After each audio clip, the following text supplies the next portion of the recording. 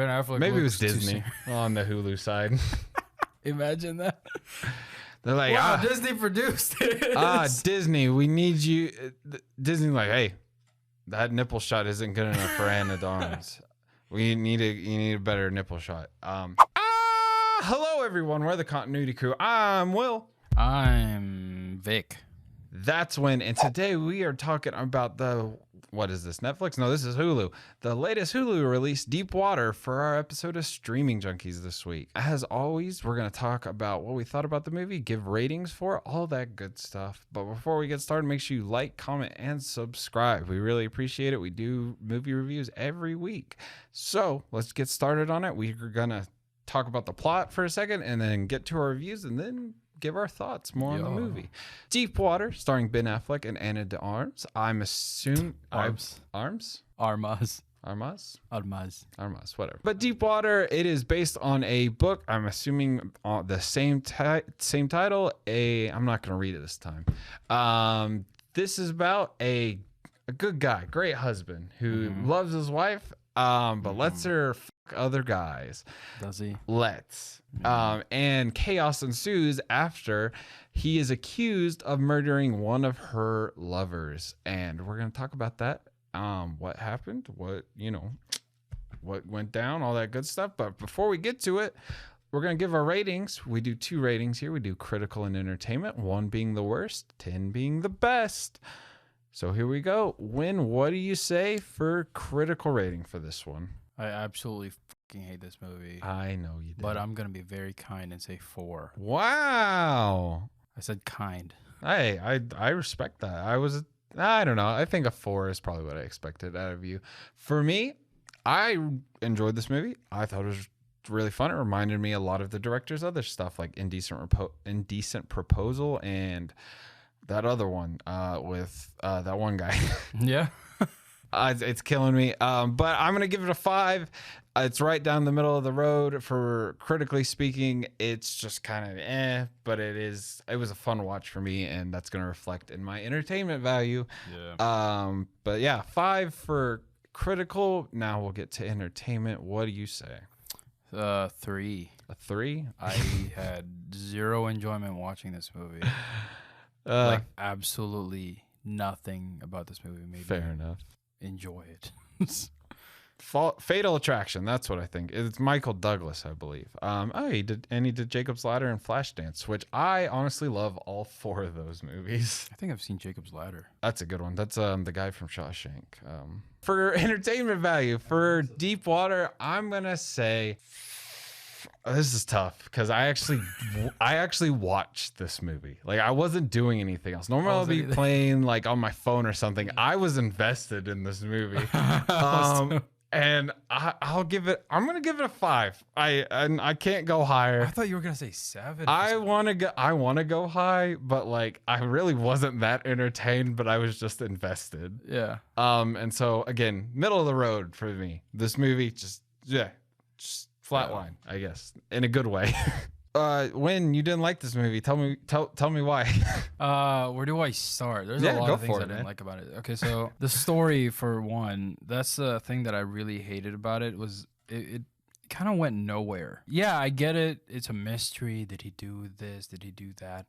But it was so lame to watch. No, it was so lame. The thing is like, when you have a movie like this, I think the main plot point would be like revealing him as like the killer and then him getting arrested. And that, I thought those were it's so much better where they went though. It wasn't, because like the main okay, so there was a time there where there was detectives and she hired a PI or whatever, but that went absolutely nowhere. Besides the guy getting killed.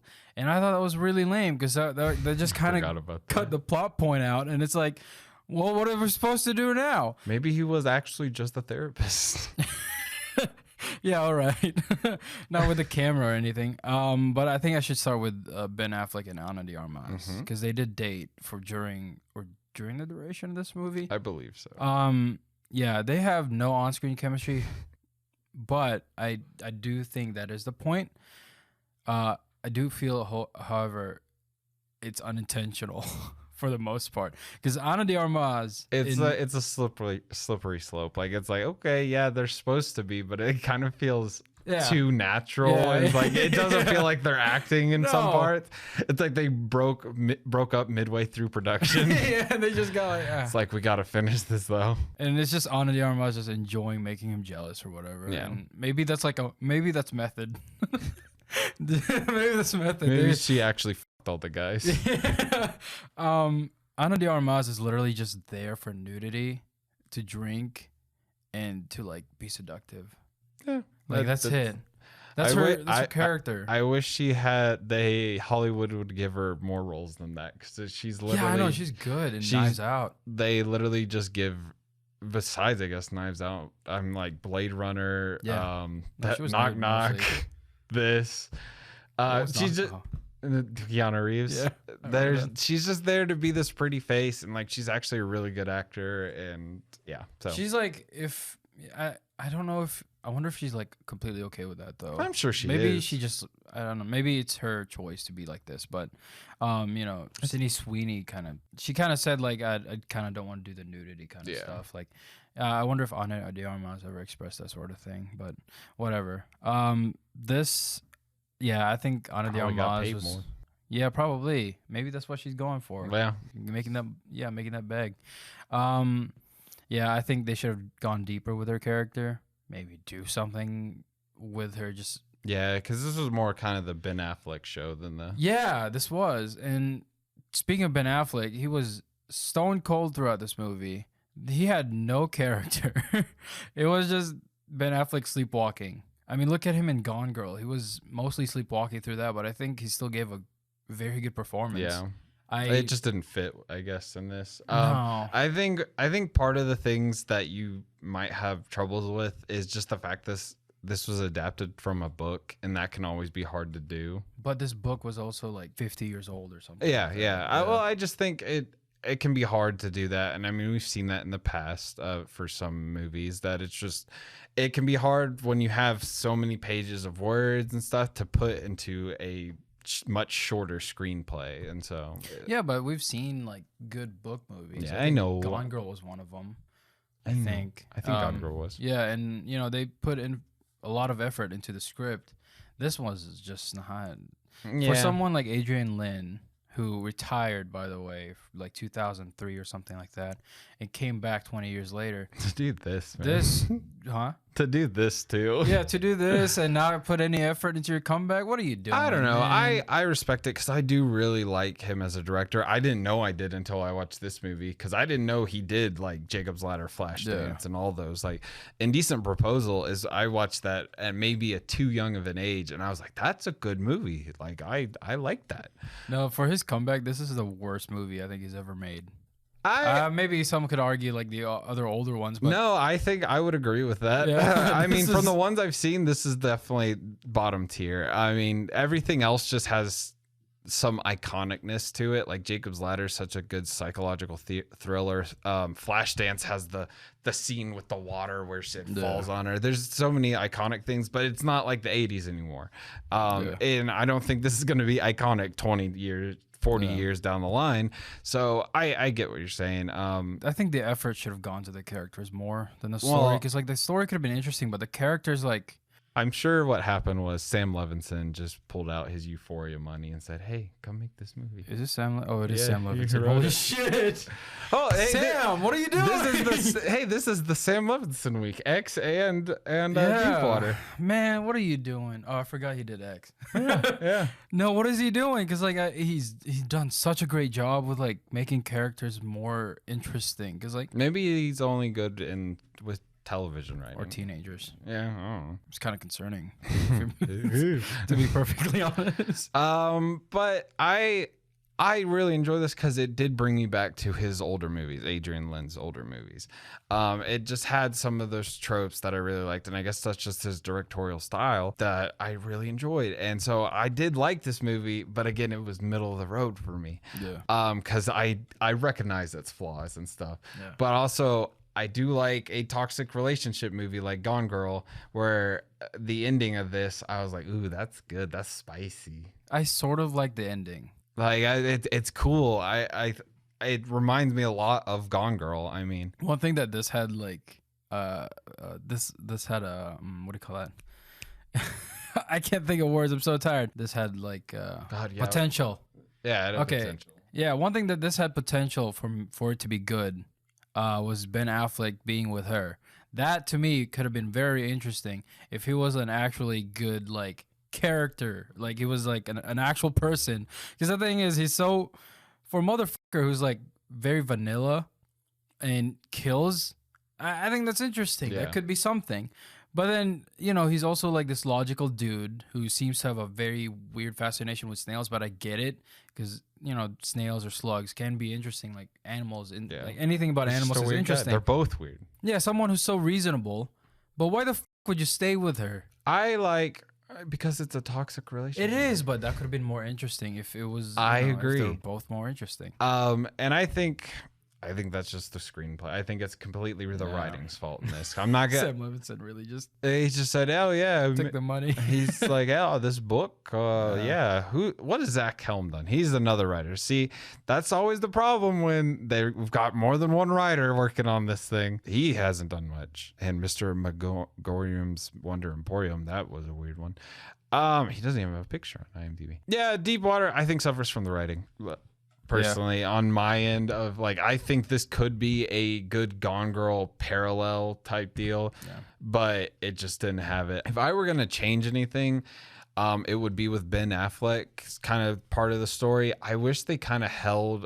I mean, they held on to it for a while. That did he actually kill them or not? But I wish they held on to it until like the last moment. At the same moment of, I guess spoiler alert, I kind of already did, but the ending of Anna de Armas burning the guy's license. Like I would like those moments to be running almost exactly next to each other, which they did. But I wish he had killed the guy while she was burning the license at the same time, because she just like knew what was about to happen or something.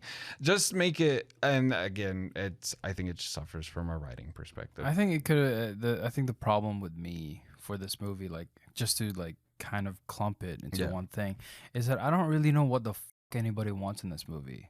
Because like if you think about it, what the hell does Ben Affleck want? For her to stop, but he loves her. He loves her, but then he just kills them.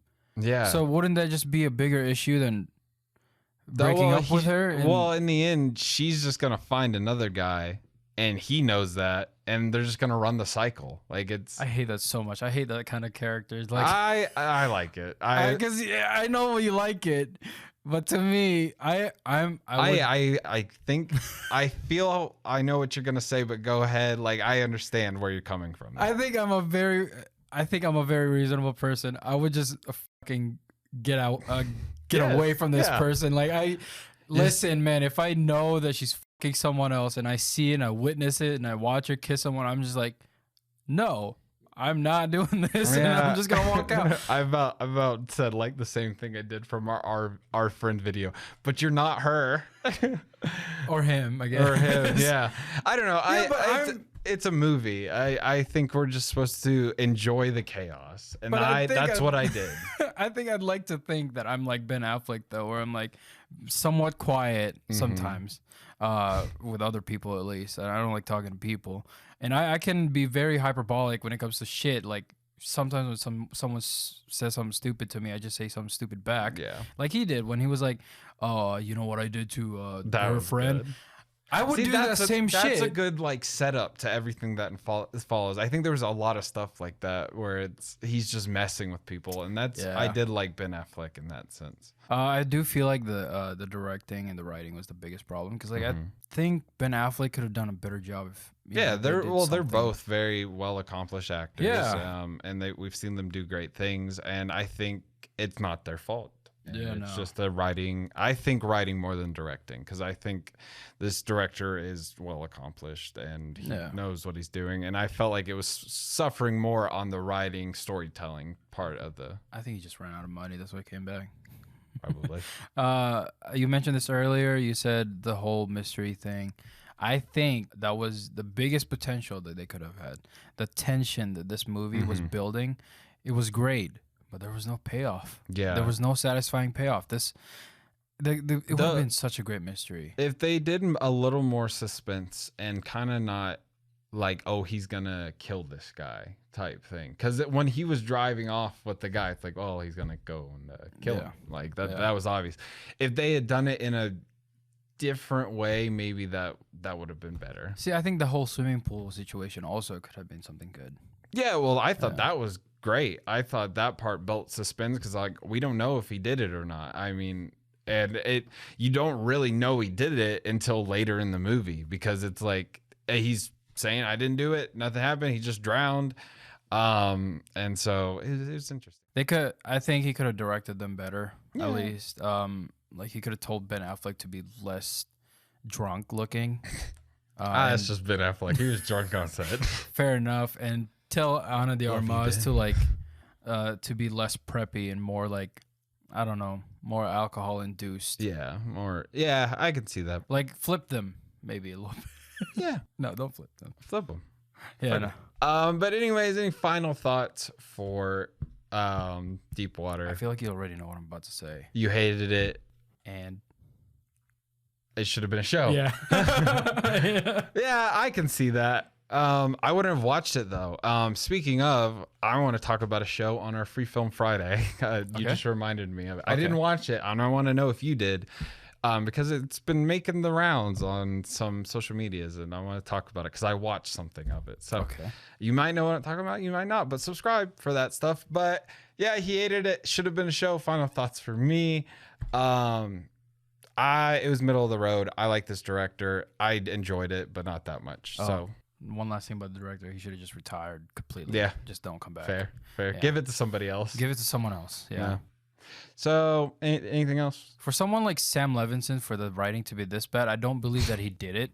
Because look at what he did with Malcolm and Marie. Just 50-50, man. Come on. Zach Helm was probably like, we got to make it like Mr. Megorium's Wonder Emporium. Yeah. I don't know. I think who knows? I mean, we'll probably never know. Anyways, that's been our review for Deepwater, our episode of Streaming Junkies. Last time, make sure you subscribe, like, comment, all that good stuff. I did it backwards that time. You did. We're the Continuity Crew. I'm Will. I'm hungry. That's when. Thank y'all for watching. We love movies. We love y'all. And we'll see you on the next one. Bye. Bye. Subscribe. Sub.